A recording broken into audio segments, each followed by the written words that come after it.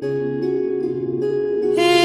ओंकार सतनाम करता पुरख निर्भव निर्वैर अकाल मूरत अजूनी। प्रधानमंत्री नरेंद्र मोदी का सिख समुदाय से गहरा संबंध है। पीएम मोदी सिख गुरुओं का बहुत सम्मान करते हैं और उन्होंने हमेशा सिखों की बहादुरी, साहस और जज्बे की सराहना की है। प्रधानमंत्री नरेंद्र मोदी ने सिखों के कल्याण के लिए कई संस्थागत कदम उठाए हैं। पीएम मोदी ने व्यक्तिगत रुचि दिखाकर सिख समुदाय के लिए भारत ही नहीं, विश्व भर में अनेक काम करने का मार्ग प्रशस्त किया है।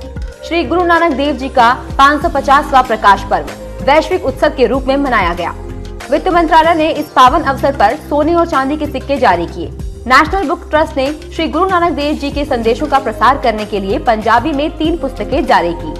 श्री गुरु नानक देव जी ने अपने जीवन का अधिकांश समय सुल्तानपुर लोधी में ही बिताया था। देश में वर्ष 2016 से 2017 के दौरान श्री गुरु गोविंद सिंह जी का 350वां प्रकाश पर्व बेहद उत्साह के साथ मनाया गया था। इस अवसर पर श्री गुरु गोविंद सिंह जी के सम्मान में 350 रुपए का स्मारक सिक्का भी जारी किया गया। इस पवित्र अवसर पर अमृतसर से नांदेड़ जाने वाले श्रद्धालुओं के लिए विशेष उड़ान सेवा शुरू की गई। अक्टूबर 2020 में श्री गुरु तेग बहादुर जी का 400वीं जयंती उपयुक्त रीति से मनाने के लिए मोदी सरकार की ओर से एक उच्च स्तरीय समिति का गठन किया गया। 400वां प्रकाश पर्व देश और विदेशों में अप्रैल 2020 से अप्रैल 2021 तक भव्य पैमाने पर मनाया गया। लंगर की परंपरा श्री गुरु नानक देव जी के काल से चली आ रही है। प्रधानमंत्री नरेंद्र मोदी ने सेवा भोज योजना के अंतर्गत वित्तीय सहायता प्रदान करने के जरिए लंगर की वस्तुओं पर लगाया गया जीएसटी भी समाप्त कर दिया। गुरुद्वारों को इस कदम से अपार सुविधा और लाभ प्राप्त हो रहा है। श्री गुरु नानक देव जी के महान विचारों का दूर दूर तक प्रसार के प्रयास के तहत गुरु नानक देव विश्वविद्यालय अमृतसर में national institute of interfaith studies की स्थापना आखिरी चरण में है। इससे धर्मों के बीच समरसता को और भी बढ़ावा मिलेगा। कई पुस्तकें प्रकाशित करने के साथ ही गुरु नानक बाणी उर्दू, उड़िया, मराठी, हिंदी और गुजराती में प्रकाशित की गई है। दशकों से विदेशों में रहने वाले कुछ सिखों के लिए भारत में अपने घर आने के लिए वीजा प्राप्त करना मुश्किल था। मोदी सरकार ने दिल को छू लेने वाला भाव प्रदर्शित करते हुए 314 नामों वाली ब्लैक लिस्ट में से 312 नामों को हटा दिया। 1984 में सिखों के खिलाफ शुरू की गई राजनीतिक हिंसा भारतीय इतिहास का एक काला अध्याय है। मोदी सरकार ने 3 दशकों से लंबित इस मामले का रुख मोड़ दिया। उन्होंने हिंसा के दोषियों को दंडित किया, पीड़ितों को मुआवजा और सहायता प्रदान की गई।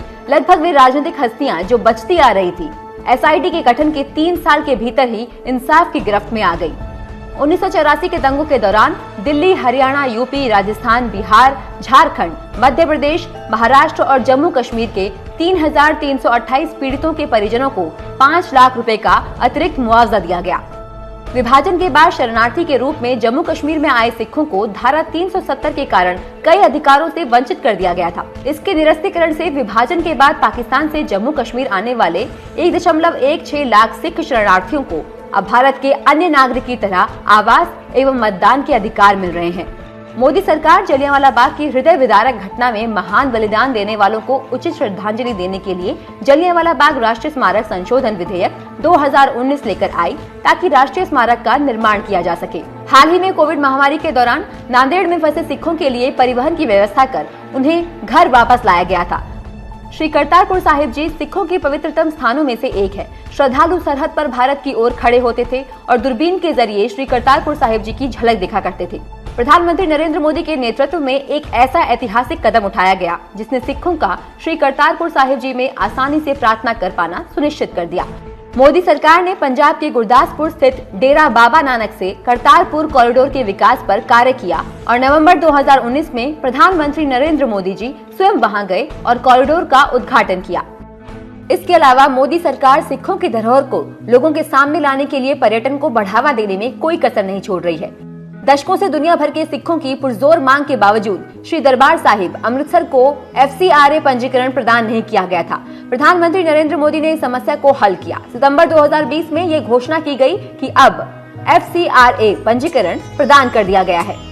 नागरिकता संशोधन अधिनियम CAA के तहत अफगानिस्तान और पाकिस्तान जैसे पड़ोसी देशों के सताए गए सिख भारत में शरण ले सकते हैं और नागरिकता प्राप्त कर सकते हैं। प्रधानमंत्री नरेंद्र मोदी पाकिस्तान में मौजूद सिख धर्म के पवित्र स्थानों की सुरक्षा करने के साथ साथ पाकिस्तान में रहने वाले सिखों को विभिन्न तरीकों से मजबूत बनाने में विश्वास करते हैं। जब अफगानिस्तान में सिख समुदाय और गुरुद्वारा सदस्यों को आतंकवादियों ने निशाना बनाया तो भारत ने इस तरह की कायरतापूर्ण हिंसा की न सिर्फ कड़ी निंदा की बल्कि अल्पसंख्यक सिख समुदाय की सुरक्षा संबंधी अपनी प्रतिबद्धताओं को भी निभाया। भारत ने जीवन के खतरों का सामना कर रहे अफगान सिखों के लिए गर्मजोशी के साथ अपने दरवाजे खोल दिए। अगस्त 2021 में अफगानिस्तान में हुई उथल पुथल के बाद ऑपरेशन देवी शक्ति के तहत 74 अफगान सिखों को सुरक्षित रूप से भारत वापस लाया गया। श्री गुरु ग्रंथ साहिब के 3 स्वरूप भी एक विशेष उड़ान द्वारा काबुल से सम्मानित सुरक्षित नई दिल्ली लाए गए। मोदी सरकार अफगान सिखों के बच्चों को भारत में पढ़ने के लिए विशेष छात्रवृत्ति प्रदान कर रही है। भारत अफगानिस्तान में सिख समुदाय के शेष सदस्यों के संपर्क में भी है। 2014 से पहले सिख समुदाय के सिर्फ 18 लाख छात्रों को छात्रवृत्ति दी गई थी, लेकिन मोदी सरकार ने ये सुनिश्चित किया कि 31 लाख सिख छात्रों को प्री पोस्ट मैट्रिक और साधन सहयोग्यता छात्रवृत्ति का लाभ मिले। पंजाब भारतीय कृषि के लिए स्वर्णिम राज्य है। यहाँ सिंचाई क्षमता को बढ़ाने और पंजाब के किसानों के समर्थन के लिए मोदी सरकार ने 2018-19 से 2022 से 23 तक 5 वर्षों में सिंचाई के लिए 485.38 करोड़ की केंद्रीय सहायता से रावी नदी पर शाहपुर कंडी बांध परियोजना के कार्यान्वयन को मंजूरी दी। स्वस्थ पंजाब खुशहाल पंजाब के तहत लोगों तक स्वास्थ्य सेवाएं पहुंचाना, विशेष रूप से सबसे गरीब लोगों तक, मोदी सरकार के लिए प्राथमिकता का विषय रहा है। दिसंबर 2019 में एम्स भटिंडा को स्थापित और संचालित किया गया। सूक्ष्म लघु और मध्यम उद्यमों से लेकर फुटपाथ विक्रेता, किसानों से लेकर गरीबों तक कोविड महामारी के आर्थिक व्यवधान से कई वर्ग प्रभावित हुए हैं। मोदी सरकार उन्हें इस व्यवधान से बचाने के लिए लगातार काम कर रही है। पंजाब में उद्योगों को पुनर्जीवित करने के लिए आपातकालीन ऋण गारंटी योजना के तहत 2,529 करोड़ रुपए के ऋणों को 1.15 लाख से अधिक MSME के लिए आत्मनिर्भर भारत अभियान के हिस्से के रूप में मंजूरी दी गई। पंजाब के किसानों को प्रधानमंत्री किसान योजना से प्रत्यक्ष आय सहायता मिल रही है। मोदी सरकार ने पंजाब के इंफ्रास्ट्रक्चर डेवलपमेंट पर पूरा जोर दिया है। संपर्क को और अधिक बढ़ावा देने के लिए मोदी सरकार ने सितंबर 2020 में पंजाब में 1000 किलोमीटर सड़कें बनाने के लिए 18 सड़क परियोजनाओं के निर्माण को मंजूरी दी।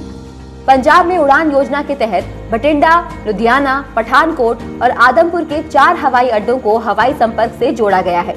लुधियाना मेगा फूड पार्क पर काम चल रहा है। अमृतसर, जामनगर, चंडीगढ़, राजपुरा, पटियाला, संगरूर, भटिंडा अंतर कॉरिडोर सड़कें, संगरूर भटिंडा फीडर रोड, भटिंडा मंडी डबवाली आर्थिक कॉरिडोर भारतमाला के तहत प्रस्तावित है। मोदी सरकार संगरूर के लहरागागा में उत्तर भारत का पहला संकुचित बायोगैस संयंत्र स्थापित कर रही है। नवंबर 2021 में से चालू किया जाना है। मोहाली, जालंधर और सरहिंद के ट्रैक्टर और हार्वेस्टर विनिर्माण केंद्रों को कृषि कानून संशोधन के साथ कृषि क्षेत्र में निवेश के लिए मुक्त करने से बढ़ावा मिलेगा। पंजाब की कपड़ा उद्योग विरासत को पुनर्जीवित करने के लिए कई अभूतपूर्व कार्य हुए हैं। पंजाब में नवा शहर और लुधियाना के साथ 3 एकीकृत टेक्सटाइल पार्क शुरू किए गए हैं। 1480 करोड़ के अनुमानित लागत से 2020-21 से 2023-24 तक 4 साल के कार्यान्वयन की अवधि के साथ राष्ट्रीय तकनीकी कपड़ा मिशन वस्त्र उद्योग वाले लुधियाना को विशेष लाभ पहुंचाएगा। पंजाब के कपड़ा उद्योग को व्यापक रूप से लाभान्वित करने के लिए PTA पर एंटी डंपिंग शुल्क को समाप्त कर दिया गया है। पंजाब की महिलाओं के कल्याण के लिए अनगिनत काम हुए हैं। समन्वित बाल विकास योजना के तहत स्वस्थ पोषण और प्री स्कूल शिक्षा के तहत 10.68 लाख लाभार्थी हैं। वित्त वर्ष 2019-20 और 2020-21 में पंजाब में मुद्रा योजना के तहत लगभग 23.75 लाख लोगों को उद्यमी ऋण प्राप्त हुए। इस योजना के लाभार्थियों में लगभग 70% महिलाओं की भागीदारी है। पंजाब के लोगों के सहज जीवन के लिए मोदी सरकार कृत संकल्पित है। स्वच्छ भारत मिशन ग्रामीण के तहत 3.84 लाख घरेलू शौचालय सुनिश्चित प्रधानमंत्री आवास योजना के माध्यम से शहरी और ग्रामीण क्षेत्रों में 1.3 लाख से अधिक आवासों को स्वीकृति। पंजाब के ग्रामीण क्षेत्रों को जोड़ने के लिए प्रधानमंत्री ग्रामीण सड़क योजना के तहत 8,282 किलोमीटर सड़क का काम पूरा हुआ। पीएम मोदी भारत ही नहीं विश्व भर के सिख समुदाय को न सिर्फ पूरा सम्मान देते हैं बल्कि उनकी बेहतरी के लिए भी लगातार जी जान से जुटे हैं।